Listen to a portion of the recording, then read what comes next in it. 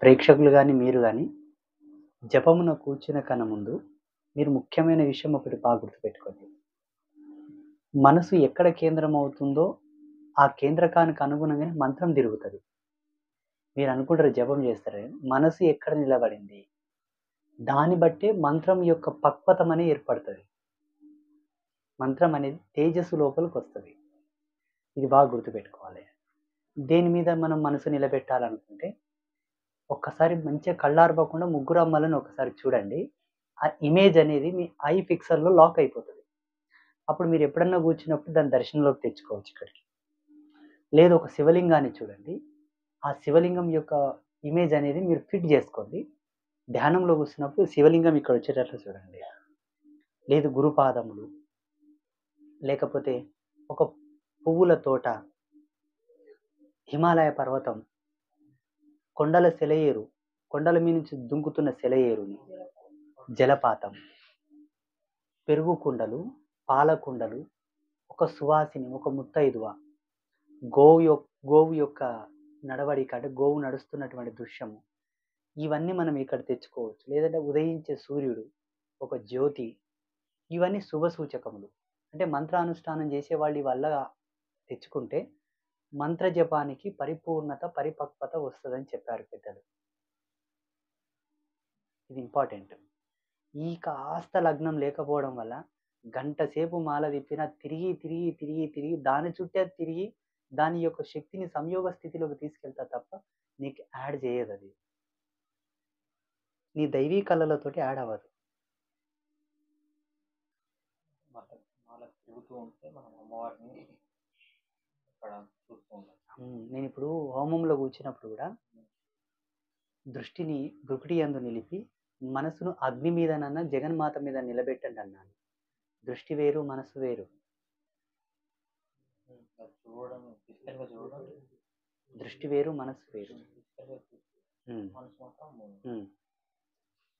మీకు అనుష్ఠాన విధి నేర్పేటప్పుడు సంపూర్ణమైన వివరాలు అంటే అన్నీ నేను ఇప్పుడు ఈరోజు అక్కడ యజ్ఞంలో ఆడ కూర్చొని నేను అక్షింతలేయండి, దండం పెట్టుకోండి, ముద్ర పెట్టండి, ఇట్లా పెట్టండి ఎట్లా చెప్పానో అనుష్ఠాన విధిలో కూడా మీకు అన్ని విషయాలు నేను చూపిస్తాను. సాధకుడు ఉత్తముడిగా పరిణమిల్లాలంటే అన్నిటికన్నా 3 నియమాలు ప్రధానం. 1 నిద్ర, 2 ఆహారం, 3 బ్రహ్మచర్యం. మీరు నిద్రాలోపం చేసుకుంటున్నారు అందరూ. సాధ్యమైనంత వరకు పగటిపూట సాధకుడు నిద్రించవలదు. జీవ కళలన్నీ కూడా స్తంభన స్థితికి వెళ్ళిపోతాయి. అంటే జీవుడు అదో స్థితిలో లాక్ అయిపోతాడు. రాత్రి నిద్రతోనే మీరు స్వస్థత పడండి. తొందరగా పడుకోండి, తొందరగా లేవండి. తద్వారా ఏమవుతుందంటే శరీరం మీ కంట్రోల్లోకి వస్తుంది. లేకపోతే పగటిపూట నిద్రించే వాళ్ళ యొక్క శరీరం అంతా కూడా అసుర గణాలను ప్రేరేపిస్తుంది అనమాట. అంటే కంప్లీట్లీ నెగిటివ్ రోల్ని పాస్ చేయడంలో తయారవుతుంది ఆ శరీరం అంతా కూడా. 3వది భోజనం. సాధ్యమైనంత వరకు దేవాలయంలో పెట్టేటటువంటి భోజనానికి అశుద్ధి లేదు, నియమం లేదు. దాన్ని తొక్కుడు అన్నం అంటలేరు. దేవాలయంలో ఉడకబెట్టి వండి వడ్డించే అన్నాన్ని ప్రసాదం అంటారు. ప్రతి దేవాలయంలో, ఏ దేవాలయంలో అయినా సరే ఇక్కడ నియమం ఉండదు. 10 మంది వడ్డించుకొని తిన్నారు కదా అన్నం ఎంగిలైందనే సందేహం వలదు. చక్కగా వడ్డించుకొని ఓ పక్కన కూర్చొని ఉత్తరాభిముఖంగా కూర్చొని ఫస్ట్ గురువందనం. మీకు ఇష్టమైన గురువుని 3 సార్లు స్మరించుకోవాలి. నేను దత్తాత్రేయుని స్మరిస్తాను. ఓం ద్రాం దత్తాత్రేయాయ నమః. ఓం ద్రాం దత్తాత్రేయాయ నమః. ఓం ద్రాం దత్తాత్రేయాయ నమః. 3 సార్లు గురుస్మరణ, జగదంబ స్మరణ చేసి నీళ్లు చేత్తో పట్టుకొని మొత్తం ప్రోక్షణ చేసి ఆ పదార్థాలన్నీ కొంచెం కొంచెం తీసి ఎడమ చేతి వాటంగా పెట్టి మళ్ళీ కాసిని నీళ్ళు ఆ పదార్థం మీద వేయాలి. ఇది సాధకుల లక్షణం. దాన్ని భూత యజ్ఞం అంటారు. తర్వాత పునః అన్నపూర్ణేశ్వరికి నమస్కారం. ఈ యొక్క అన్నమును మనకు ప్రసాదించినటువంటి సూర్య భగవానుడికి, భూదేవికి, సమస్త దేవీ దేవతలకు అంతయు కూడా వందనం చేస్తున్నట్టు భావన చేసి ఆరోగ్యకరమైన భోక్తవ్యానికి ప్రమాణం ఉంది. సన్యాసి 5 ముద్దలు తినాలి. బ్రహ్మచారి వీర్యమును రేతస్సును స్ఖలించుకున్నని వాడు 5 ముద్దల కంటే ఎక్కువ తినకూడదు. ఎందుకంటే వాని శరీరం నుంచి తేజస్సు బయటికి రాదు కాబట్టి 5 ముద్దల కంటే ఎక్కువ తినకూడదు. ఒకవేళ బొజ్జ పెద్దగా ఉంది, శరీరం విశ్రామం ఉంది, ఇంకొంత ముద్ద ఎక్కబడుతుంది అనుకుంటే 7 ముద్దలు. ఇంకా కొంచెం భూత పంచకం స్తంభించలేదు శరీరంలో అంటే, భూత పంచకం అంటే 5 రకాల భూతములు శరీరంలో ఉంటాయి. ఆ భూత పంచకములు స్తంభించకపోతే, లాక్ కాకపోతే 10 ముద్దలు తినాలి స్వామీజీలు. అంతకంటే ఎక్కువ తినడానికి రైట్స్ లేదు. రుచిగా ఉందని ఒక ముద్ద ఎక్కువ లాగించనీకే లేదు, బాలేదని ఒక ముద్ద తక్కువ తినీకే లేదు. ఇది మాకు వ్యవహారంలో, వయసులో, యుక్త వయసులో, యవ్వన ప్రాయంలో ఉన్నారు కాబట్టి ఏ శరీర స్థితికి, ఏ శరీర గతికి సంబంధించినటువంటి హావభావాలు, ప్రేరణలు కలుగుతాయని మనకు ధర్మం చెప్తున్నది. ఇప్పుడు ఆకలి ఎక్కువ ఉంటుంది, నిద్ర అధికంగా ఉంటుంది, దీంతో కూడినటువంటి మోహము, కామము, క్రోధము ఇవి కూడా మీకు అధికంగానే ఉంటాయి.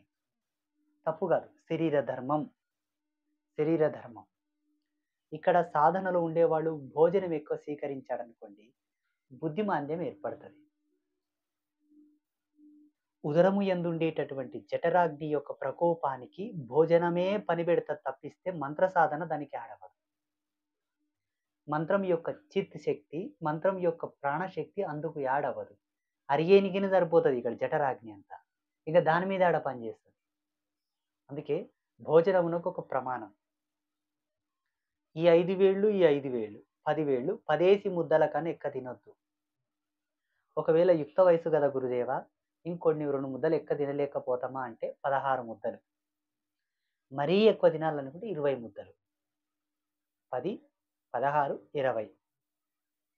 ఈ పద్ధతిగా భోక్తవ్యం యొక్క ప్రణాళికను సెట్ చేసుకోండి. ఉదయం మీరు టిఫిన్ అంటారు కదా, శాస్త్రీయ భాషలో అల్పాహారము. అల్పం అంటే తక్కువ, అల్పాహారం స్వల్పంగా తినాలి. ఆహారం అల్పము అని ఎందుకోసం అన్నారంటే, తొందరగా అరిగే పదార్థాలన్నింటినీ అల్పాహారమే అంటారు. స్వల్పం అంటే తక్కువ, మితముగా తీసుకోవాలి. 3 భాగాలు, 3 భాగాలుగానో 3 ముద్దలు లేదా 6 ముద్దలు తినేసేయాలి. తప్పకుండా ఉదయం టిఫిన్ చేయండి, అల్పాహారం తీసుకోండి. మరు మధ్యాహ్నం భోజనం చేయండి, సాయంకాలం కూడా తీసుకోండి. సుష్టిగా 3 పూటలు తినండి. సాధకుడికి ఎటువంటి భోక్తవ్య నియమాలు లేవు. ఎందుకంటే అది కేవలం వైదిక ధర్మంలో ఉండే వాళ్లకు, తాంత్రికులకు నియమాలు ఉన్నాయి. శాస్త్రం ఏం చెప్తుందంటే, భుజించవలసినటువంటి పదార్థమును, ధర్మ అనుకూలతతో కూడుకున్నటువంటి భోజనమును ఎప్పుడు తిన్నా వాడు సదా నిరాహారే. తినవలసినంత తిని, నియమిత సమయంలో తిని, ఏది తినాలో అదే తింటూ, దాని వలన నీకు ఆరోగ్యం, ఆయుష్, జ్ఞానం వర్ధకమయ్యేటటువంటి తిండి తిన్నవాడు శాకాహారి, అందున నిరాహారి కిందికే వస్తాడు.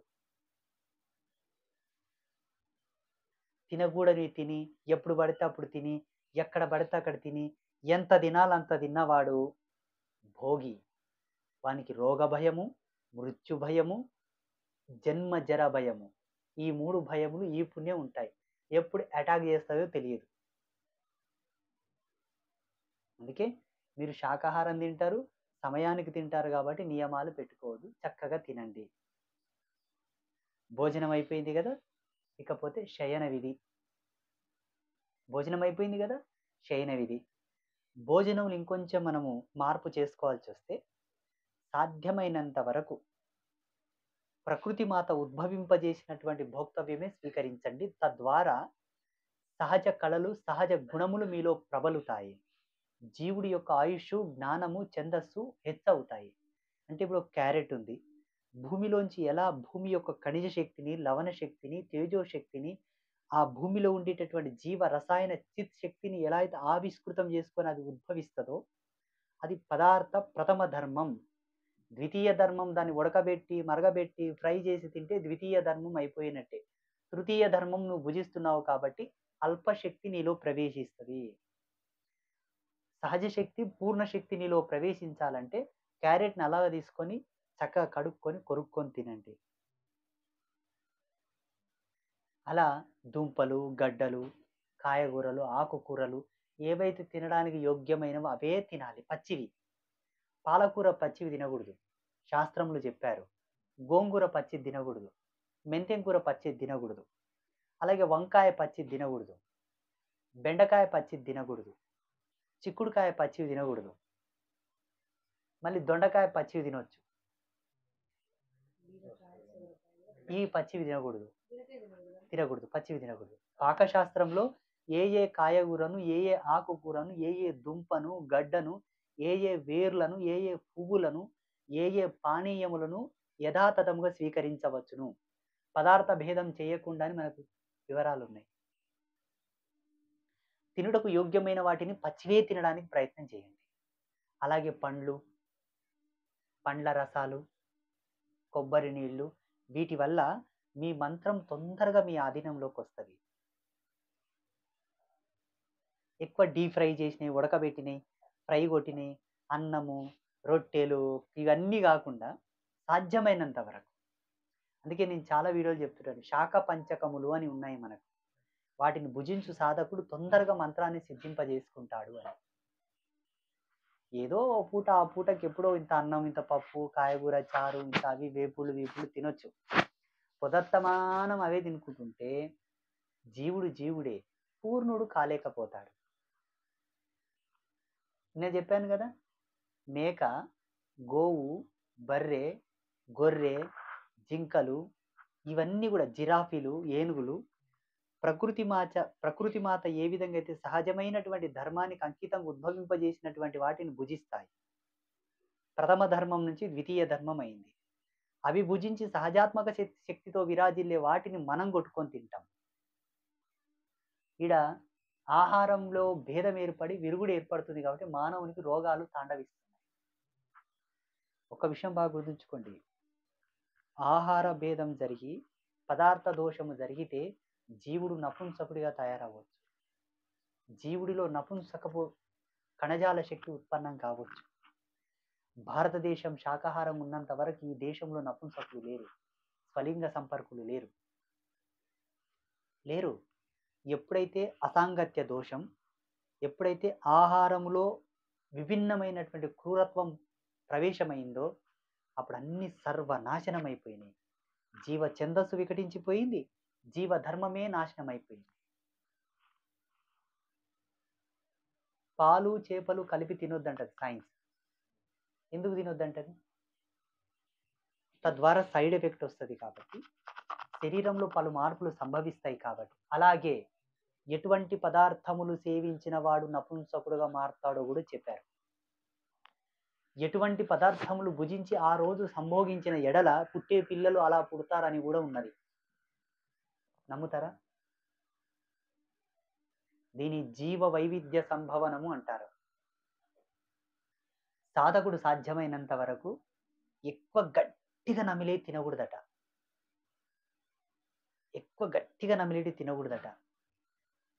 ఎక్కువ అంటే జిగటగా ద్రవ రూపంలో అంటే పదార్థ రూపంలోనే కూడా ఎక్కువ తీసుకోకూడదు, ద్రవ రూపంలో ఉండేటివి ఎక్కువ తీసుకోవాలి అన్నారు. అన్నం అంత వేసుకున్నాం అనుకోండి, ఎక్కువ చారు పోసుకొని తినాలట, ఎక్కువ మజ్జిగ పోసుకొని తినాలట. పెరుగు కలిపితే కొంత జిగట అవుతుంది, పెరుగుతో తినకుండా దాన్ని మజ్జిగ చేసుకొని నీళ్లు కలుపుకొని తినాలట. అర్థమవుతుందా? ఇవి సాధక లక్షణాలు. ఇందులో సైన్స్ను కంపేర్ చేసి చూడండి, ఆరోగ్యం ఎంత అద్వితీయంగా ఉంటుందో. సాధకుడు స్వయం ధనుంజయ ప్రోక్తమైనటువంటి స్థితిలో నడుస్తాడు. సాధకుడు కొన్ని లక్షణాలు చెప్పారు, ఆ లక్షణాలతో విరాజిల్లుతాడు, సందేహం లేదు. ఇకపోతే శయనగతి, సాధ్యమైనంత వరకు కాటన్ దుస్తులు లాంటివే పరుచుకొని, కాటన్ దుస్తులు లాంటివే కప్పుకొని శయనించండి. అది చాలా మంచిది. ఈ పాలిస్టర్ గుడ్డలు కానీ, నైలాన్ గుడ్డలు అటువంటివి వేసుకోవద్దు. అన్నిటికన్నా శ్రేష్టమైనది కంబళి. చక్కగా ఒక కంబళి వేసుకొని, కంబళి మీద ఒక వస్త్రాన్ని, మీ సాంప్రదాయకమైనటువంటి వస్త్రం ఎర్రటి గుడ్డ పరుచుకొని, తలగడ కూడా ఒక కంబళి పెట్టుకొని, దాని మీద ఒక గుడ్డ పరుచుకొని, కప్పుకోవడానికి కూడా ఒక కంబళి కప్పుకొని పడుకుంటే ప్రాకృతిక అంతర్భూతంగా విడుదలయ్యేటటువంటి ఏ బ్యాక్టీరియా అయినా, వైరస్ అయినా పొద్దటిసాన మీ శరీరానికి అంటుకొని ఉంటాయి కదా చర్మచక్షుల మీద. ఆ కంబళి గొర్రె యొక్క వెంట్రుకలతోనే చేసేదాన్ని కంబళి అంటారు.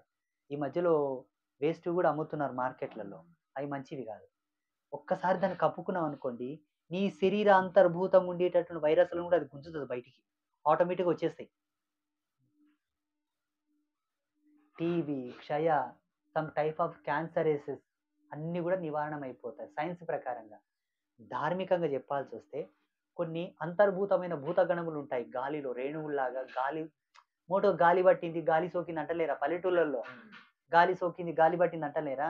మీరు అనుకుంటే దయ్యాలు, భూతాలు అనుకోండి, కొన్ని క్షుద్ర శక్తులు అనుకోండి, అవి నీ మీద ఆవరణం అయి ఉండి, నీ మంత్ర సాధనకు అడ్డుపడి ఉండి, నీ సాధనను పైకోకుండా అక్కడనే స్తంభింపజేసి, పిచ్చి పిచ్చి ఆలోచనలు వచ్చి పిచ్చి పిచ్చి ఇమాజినేషన్స్ వస్తున్నాయి అనుకోండి, కంబళి కప్పుకొని పడుకుంటే అవన్నీ శాంతించి.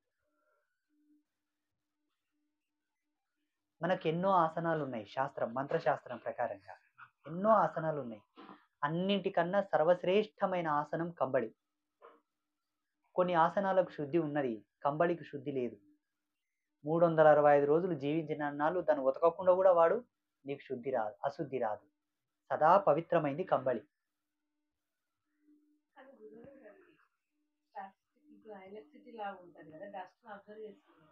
దీనికి డస్ట్ పట్టదు. ఒక్కసారి కంబళిని జాడిచ్చామనుకోండి అంతే ఎగిరిపోతుంది. సన్యాసులు తెల్ల కంబళి అంటే తెల్ల గొంగడి మాత్రమే యూజ్ చేయాలి, బ్రహ్మచారులు, సన్యాసులు. గృహస్థులు నల్ల కంబళి, నల్ల గొంగడి వాడచ్చు. కంబళి అంటారు, గొంగడి అంటారు, అవి కప్పుకోవచ్చు. ఈ మధ్యలో కొన్ని రగ్గులు, కొన్ని చెద్దర్లు, కొన్ని దుప్పట్లు కొంత అంటే కాలానికి అనుగుణంగా తయారు చేస్తున్నారు. అట్లా ట్రెడిషనల్ పోకడలకు పోయి అటువంటివి మీరు వాడొద్దు. సాధకు కప్పుకునేటప్పుడు కూడా ఈసారి ఇలా కప్పుకున్నాం అనుకోండి, ఇది కాళ్ళ భాగంకి వచ్చింది, ఇది ముఖ భాగంకి వచ్చింది. మరుసటి రోజు ఇది కాళ్ళ భాగంకే రావాలి, ఇది ముఖ భాగంకే రావాలి. మరుసటి రోజు ఇది ఇక్కడ, అది అక్కడ అయింది అనుకోండి, కాళ్ళ కంటిన దుమ్ము దాని కంటిన అది వచ్చి కదా పనమీన వాడి సహస్రారం తగిలింది అనుకోండి, ఆయు క్షీణం, జీవకళలు తగ్గుతాయి. అందుకే దానికి ఒక కూనం పెట్టుకోవాలి, ఒక గుర్తు. ఇది తల భాగందే, ఇది కాళ్ళ భాగందే అని ఒక గుర్తు పెట్టుకోవాలి. కాళ్ళ వరకే రావాలి, తల వరకే రావాలి. బాగా గుర్తుపెట్టుకోండి. స్త్రీలు ధరించేటటువంటి చీర, గుడ్డలు కూడా కాళ్ళ మీద, పాదాల మీద ఆడినే పాదాలకే రావాలి, పాదాల మీద నడుమీనికి రారాదు, నడుము మీద పాదాల మీదకి రారాదు. కొంతమంది మార్చి కడతారు. పాతకాలంలో ఇట్లా ఉండకుండే. వస్త్రమును బోర్ల కూడా కట్టరాదు, పరుచుకునే దుప్పటి కానీ కప్పుకునే దుప్పటి కానీ బోర్ల కప్పుకోరాదు, బోర్ల పరుచుకోరాదు. దీనివల్ల ఆరా లెవెల్స్ అనేవి నెగిటివ్ రోల్లోకి వెళ్ళిపోతాయి. ఇంతకుముందు భోజనం గురించి కూడా చెప్పాను కదా, మీరు భుజించేటటువంటి పాత్ర బోర్ల పెట్టకూడదు, బాగా గుర్తుపెట్టుకోండి. కంచం ఎప్పుడు బోర్ల పడరాదు. నీళ్లు దిగాలంటే ఇట్లా క్రాస్లో వేసి పెట్టండి. ఒక స్టాండ్ లాంటిది ఏర్పాటు చేసుకొని క్రాస్లో పెట్టండి. అది గ్లాస్ ఎందుకు కాదు, ముంత ఎందుకు కాదు, పాత్ర ఎందుకు కాదు, బోర్ల పెట్టకూడదు. అర్థమైందా? సాధ్యమైనంత వరకు ఒకవేళ మీరు పరుచుకునేటువంటి దుప్పట్లు కానీ, మీరు భుజించేటటువంటి పాత్రలని ఎవరన్నా తెలుసో తెలియకో తీసుకొని తిన్నారనుకో, ఓన్లీ సాధకులకు మాత్రమే, మంత్రానుష్ఠానంలో ఉపాసన మార్గంలో ఉండే వాళ్ళకి ఈ నియమాలు. మీ పాత్రలో వేరొకరు తిన్నారు, అది ఉచ్చిష్టమవుతుంది, అంటే ఇంగిలవుతుంది. మళ్ళీ ఆ పాత్ర శుద్ధి అయ్యేది ఎట్లా? ఆ పాత్ర ఎలా శుద్ధి అవుతుందంటే, శాస్త్రంలో ఒక విడిది చెప్పారు. తులసి తీర్థమును ఆ పాత్రంలో వేసి కడగవచ్చట, లేదు గోక్షీరంతో కడగవచ్చట, లేదు ఆవు పాలతో చేసిన పెరుగుతో కడగవచ్చంట, లేదంటే ఆవు నెయ్యితో కడగవచ్చంట. ఇవేవి అందుబాటులో లేవు గురుదేవా అనుకుంటే, ఒక గ్లాసు నీళ్ళు తీసుకొని శివనామస్మరణ 12 సార్లు, నారాయణ నామస్మరణ ఓ 12 సార్లు, లేదా జగన్మాత యొక్క నామమును 12 సార్లు ఉచ్చరించుకొని, లేదంటే మీకు గురువు ఉపదేశించిన మంత్రమే ఒక అక్షయ బాణం, ఆ మంత్రాన్ని 12 సార్లు ఉచ్చరించుకొని ఆ పాత్రలో పోసి చక్కగా కడిగి చల్లి అట్లా 3 సార్లు చల్లి వాడుకోవచ్చు. ఒకవేళ దీని మీద మీరు వేసుకునే దుప్పట్ల మీద ఎవరొచ్చి పడుకున్నారు, పసిపిల్లలు పడుకున్నారు, మూత్రం చేసిర్రు, చిన్నపిల్లలు తెలియదు. ఎవరో స్నానం చేయకుండా వచ్చి పడుకున్నారు తీసుకొని తెలియక. ముమ్మారు గురునామ స్మరణతోటి వాటిని ప్రోక్షణ చేసుకొని పడుకోవచ్చు. అర్థమైందా? ఇకపోతే శౌచ విధి. మలమూత్ర విసర్జనలు చేసే సమయంలో కూడా కొన్ని నియమాలు పాటించాలి. సాధ్యమైనంత వరకు మీరు మహిళలు ఏ విధంగా అయితే కూర్చొని మలమూత్ర విసర్జనలు చేస్తారో, మల విసర్జన అంటే కూర్చొని చేస్తాడు, మూత్ర విసర్జన కూడా కూర్చొనే చేయాలట సాధకుడు. దీంట్లో ఆసనానికి సంబంధించినటువంటి విధి, కూర్చొని మూత్ర విసర్జన చేసేటప్పుడు ఆ భంగిమ ఏదైతే మనకు యాడ్ అవుతుందో తద్వారా జీవఛందస్సుకు సంబంధించినటువంటి ఎనర్జీస్ భూమిలోనికి అడాప్ట్ అవ్వకుండా, అబ్జర్వేషన్ కాకుండా జీవ పరిణతికి సమతుల్యత ఏర్పడుతుందట. అలాగే మల విసర్జన, మూత్ర విసర్జన చేసేటప్పుడు ఉమ్మిలు వేయకూడదు, ఉమ్మి వేయకూడదు. సాధకులు బాగా గుర్తుపెట్టుకోండి. ఒకవేళ యజ్ఞోపవీత ధారణ ఉన్నదనుకోండి, యజ్ఞోపవీతంను ఒక విధంగా కర్ణతాడనం చేసుకొని చేయాలని ఉన్నది. మీకు ఎవరికి యజ్ఞోపవీతం లేదు, ఇది అవసరం లేదు. తప్పకుండా మూత్ర విసర్జన చేసిన తర్వాత జలము తీసుకొని ఆ నీటితోటి అంగమర్దన చేసుకోవాలి. మహిళలైనా పురుషులైనా తప్పకుండా నీళ్లు తగిలించాలట. తర్వాత కాళ్ళు చేతులు కడుక్కొని ఆ నీళ్లను శిరప్రోక్షణ చేసుకొని కళ్ళ కత్తుకొని బయటికి రావాలి. మల విసర్జన చేసి తప్పకుండా శిరస్నానం చేయాలి. అప్పుడే సాధక స్థితి లోపలికి మీరు పరిపూర్ణులు. ఇవి కాకుండా జపమాలను తాకకూడదు, ఇవి కాకుండా ఆసనమును తాకకూడదు, ఇవి కాకుండా దేవాలయాన్ని కూడా వెళ్ళకూడదు, దేవతను కూడా చూడకూడదు, గురువుని కూడా దర్శించకూడదు. ఇవి నియమాలు. అలాగే వీటితో పాటు ఏ వస్త్రం మీద అయితే మీరు మల విసర్జన చేస్తారో ఆ వస్త్రంను తప్పకుండా ఉతికి ఆరబెట్టిన తర్వాతనే ధరించాలి. మూత్ర విసర్జనకు సమయం లేదు, శిరప్రోక్షణ చేసుకుంటే అయిపోతుంది. అర్థమైందా? శివనామ స్మరణ శ్రేష్టం, నారాయణ స్మరణ శ్రేష్టం. అన్ని వేళలో జగన్మాతను ఉచ్చరించవలదు. తుచ్చమైన శుద్ధుల కొరకు అమ్మను ఉచ్చరించడం ధర్మం కాదు, ఆమె స్థాయి గొప్పది. అందుకే ఆచమనంలో కూడా కేశవాయ స్వాహ, మాధవాయ స్వాహ, నారాయణాయ స్వాహ, ఎవరి ధర్మం వాళ్ళకున్నది. అర్థమైందా? అలాగే మీరు శరీరం సహకరించక అనారోగ్యం వచ్చి పడుకున్నారు, ఓపక కొంచెం నీరసం అని పడుకున్నారు. ఏ వస్త్రం మీద అయితే మీరు నిద్రపోతారో ఆ వస్త్రం కూడా మీతో పాటు నిద్రపోయి ఉంటుంది. కాన లేచి నెమ్మడే స్నానం చేసుకున్న తర్వాతే మిగతా క్రియలని చేయాలి. మీతో పాటు వస్త్రం కూడా స్నానం చేయాలి, అనగా ఉతకాలి. తర్వాతనే దాన్ని ధరించుటకు యోగ్యం. అర్థమవుతుందా? ఇది మీరు బాగా గుర్తుపెట్టుకోవాల్సినటువంటి విషయం. అవసరం లేదు. మంత్రశాస్త్రం మనకు ప్రతిరోజు శిరస్నానం చేయమని చెప్పలేదు. ప్రత్యేకమైనటువంటి ముహూర్తాలు వచ్చాయి. నిన్న రథసప్తమి, ఆ తిథిని గౌరవించి ఆ మహత్యం మనకు యాడ్ అవ్వాలంటే శిరస్నానం చేయాలి. ఆ పవిత్రతను స్వీకరించాలంటే చేయాలి. శాస్త్రం ప్రకారం ఏమున్నదంటే సోమవారం, బుధవారం, శనివారం తప్పకుండా శిరస్నానం చేయాలట. మిగతా వారాల్లో చేయకూడదు. చేయకూడదు, చేయరాదు. ఒకవేళ డైలీ చేస్తున్నా పెద్ద అభ్యంతరం ఏం లేదు.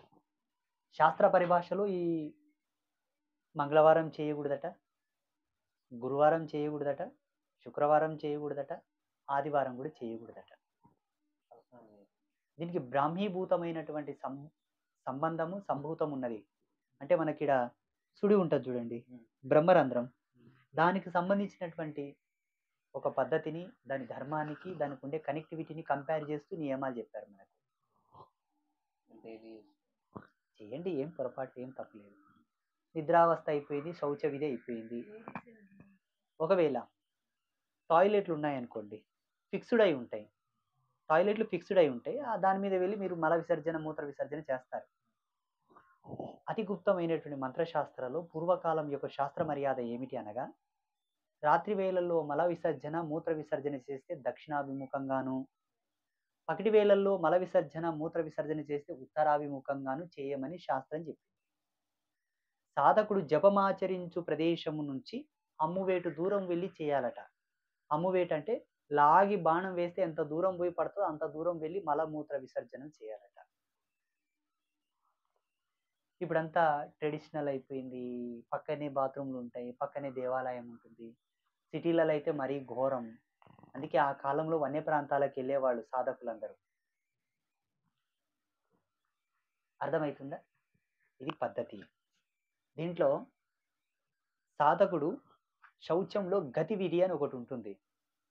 గతివిధి అంటే అర్థం ఏంటంటే, ఇప్పుడు మీకు అది వర్తించదు, ఎందుకంటే టాయిలెట్స్ ఉన్నాయి కాబట్టి.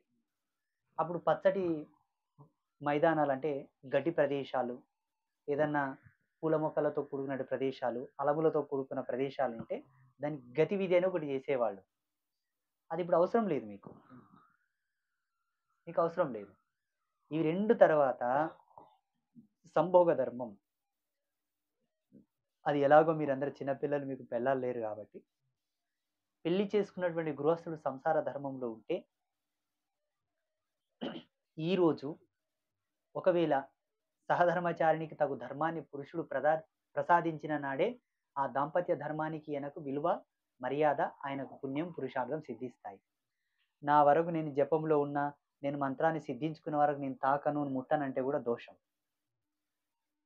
ఆమె సమ్మతించి అనుగ్రహించి నిన్ను ఆశీర్వదించిన తర్వాత నువ్వు నిష్టగా ఉండు, బ్రహ్మచర్యంలో ఉండు. ఆమె కోరికలో ఉండి ఆమె కోరగా నువ్వు దూరం పెట్టావా, భర్తకు దోషమని శాస్త్రం చెప్పింది. అలా ఒకవేళ ఆమెతో సుఖించిన ఎడల, సుఖించిన ఉత్తర క్షణమే నువ్వు స్నానం చేసి శుద్ధిడవైన తర్వాతనే పడుకో. ఆ మహిళ మీద నిద్రపోవద్దు. సాధకులకు ఈ నియమం మీకు కూడా వర్తిస్తుంది. ఒకవేళ పడుకున్నారు, ఆ కారణంగా ఏదో జరిగిపోయింది, అయిపోయింది, ఎవరో గుర్తుకొచ్చారు, అయ్యిందా, దాంట్లో మీ యొక్క పాత్రత ఉండదు. అయ్యింది అనుకోండి, వెంటనే అర్ధరాత్రి ఎందుకు కాదు లేచి స్నానం ఆచరించి ఆ వస్త్రములన్నీ శుద్ధి చేసి ఆరబెట్టి వేరే వస్త్రములు కట్టుకొని ఏ ప్రదేశమునందైతే ఆ ప్రదేశము జలము తీసుకొని మీ యొక్క మంత్రాన్ని సృష్టించి ప్రోక్షణ చేసుకొని పడుకోవాలి. నిర్లక్ష్యం ప్రాణహేతుకం. నిర్లక్ష్యం ప్రాణాలు ఏం పోవు కానీ అంతవరకు తీసుకుపోతాయి. జాగ్రత్త అవసరం. అజాగ్రత్త, ఆలస్యం, అతి నిద్ర ఎన్నటికి పనికిరావు. అది సాధకుడికైనా, సంసారికైనా, సన్యాసికైనా. ఏంటివి? అజాగ్రత్త, ఆలస్యం, అతి నిద్ర పనికిరావు. ఇప్పుడు నేను చెప్పిన నియమాలు కూడా అజాగ్రత్త వైపు మిమ్మల్ని తీసుకెళ్లకుండా ఎప్పటికెప్పుడు జాగరూకతలో ఉండడానికి ఇవన్నీ వర్తిస్తాయి. అర్థమైందా? సాధకుడు ఏ కాస్త సమయం దొరికినా ధార్మిక చింతన వైపు మనసును పురమాయించాలి, లౌకికంలోకి రాకూడదు. ఎందుకంటే ఈరోజు 10 మాలలు జపం చేస్తావు అనగా ఈ సమయం నందు ఈ 10 మాలలు చేసినటువంటి జపము యొక్క మహిమ, మంత్రశక్తి ఏడవుతుంది. శరీర అంతర్భూతంగా బహిర్భూతంగా ప్రతిష్ఠ అయి ఉంటుంది. అలా ఉన్నటువంటి మంత్రానికి కనీసమైన మర్యాద ఇవ్వాలనుకుంటే ధార్మిక చింతన, దేవుళ్ళ సినిమాలు, దేవుళ్ళ పాటలు వినడం, పుణ్యశ్రవణం చేయడం, పుణ్యమైనటువంటి పవిత్రమైన గ్రంథాలు చదవడం, సజ్జనుల సాంగత్యం చేయడం, వాళ్ళతో సంభాషించడం, తోటి సాధకులంతా ఒకతోన గుమిగూడి పరంపరానుగతంగా వచ్చేటటువంటి విశ్లేషణ, అందు మూలాలను చర్చించుకోవడం, సాధక స్థితిలో ఉండే సాధక బాధకాల గురించి మాట్లాడడం ధర్మం, యోగ్యం. అపరిచితులతో మాట కలపవలదు, అపరిచితులు సంభాషించకూడదు, అపరిచితులతో సాంగత్యం వలదు. ఏ కూనం, ఏ కోత్రం, ఏ కూనిళ్ళ గొత్తిళ్ళ వాళ్ళతో మీరు కలవకూడదు, మాట్లాడకూడదు. వాళ్ళు మిమ్మల్ని పలకరించిన ఏ అనుబంధముతో, ఏ ధర్మంతో పలకరిస్తున్నారు అంతవరకే. ఏమయ్యా అంటే ఏమని అడిగితే అంతే. అనవసరంగా నోరు కలపొద్దు, అనవసరంగా వాళ్ళకు సమయం ఇవ్వద్దు, అనవసరంగా వాళ్ళతో సమయాన్ని స్పెండ్ చేయొద్దు. నీ ఆరా లెవెల్స్ అని వాళ్ళు గుంజేసుకుంటారు. అంటే వాళ్ళలో ఉండేటటువంటి జీవుడు మీ యొక్క పాజిటివ్ ఎనర్జీని తీసుకుంటాడు. వాని కర్మ మీకు, మీ పుణ్యం వానికి.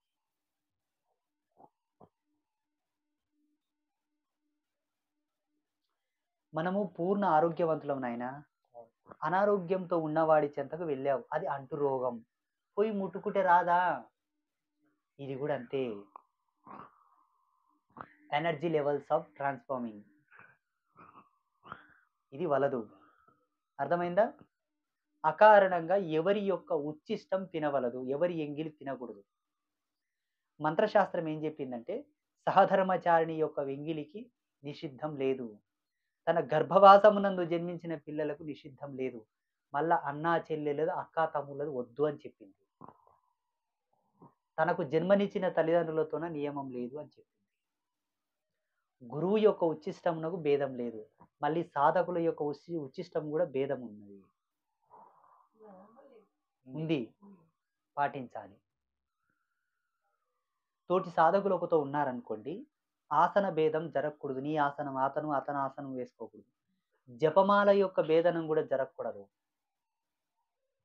తాకకూడదు కూడా. అన్నింటికన్నా ప్రధానమైనటువంటి నియమం, చాలామంది జపమాలకు ఒక సంచి లాంటిది తయారు చేసుకుంటారు, ఒక బ్యాగ్. ఆ సంచి లాంటి బ్యాగ్ను మళ్ళీ మెళ్ళేసుకొని తిరుగుతారు, అది మహాపాపం. సంకకేసుకొని తిరగాలి కానీ మెళ్ళకేసుకోకూడదు. జపమాల ఏ వంకతో కూడా కంఠసీమను అలంకరించకూడదు. ఇందులో కుండలిని యొక్క ధారణ సంభూత స్థితి, జీవుడి యొక్క ధారణ స్థితి, జీవకళా నైపుణ్యమునకు సంబంధించినటువంటి ఆవరణం ఉన్నది. అందుకే మంత్రశాస్త్రం జపమాలను కంఠమునందు అలంకరించవలదు అని చెప్పింది. ఇప్పుడు హరే కృష్ణ హరే రామ వాళ్ళు ఉన్నారు కదా, ఏం పేరు? ఇస్కాన్. ఇస్కాన్ వాళ్ళు ఆ సంచిని జపం చేస్తారు, ఆ సంచిని మెళ్ళేసుకొని తిరుగుతారు. దట్స్ బికెమ్ వన్ ఫ్యాసినిటీ అండ్ ఒక ఫ్యాషన్ రూల్. అది మనకు సంబంధం లేదు. మనము సనాతనమైన వైదిక పరంపరలో ఉండి ఋషి పరంపరానుగతంగా అంబాత్రయ క్షేత్రంలో కలిశాం. మనది మూల ఛందస్సు, దాని యొక్క పద్ధతే మనకు అవసరం. ఇది చిరంజీవి తత్వంతో విరాజిల్లేది. సాధకుడు స్వయం రోగానే శాసించేవాడవుతాడు, కర్మను శాసించేవాడవుతాడు. కర్మను తీసివేయగలడు, కర్మను ప్రవేశపెట్టగలడు. రోగాన్ని తీసివేయగలడు, రోగాన్ని ప్రవేశపెట్టగలడు. అపమృత్యువుని కూడా తొలగించగలడు ఈ నియమాలు పాటించినవాడు. దీన్ని బ్రహ్మయజ్ఞం అంటారు, ప్రాణ విద్య నియమం అంటారు, ఆత్మ విద్య యొక్క ప్రమాణం అంటారు దీన్ని. అర్థమైందా? ఇవి మౌలికమైన నియమాలు. వీటిని పాటించుకోండి, మీరు సాధనలో సఫలీకృతం అవుతారు. ఇదివరకు ఏమైనా తప్పులు చేసినట్టుంటే సవరణ చేసుకోండి. అర్థమవుతుందా? దాని ఆఫ్ చేయి.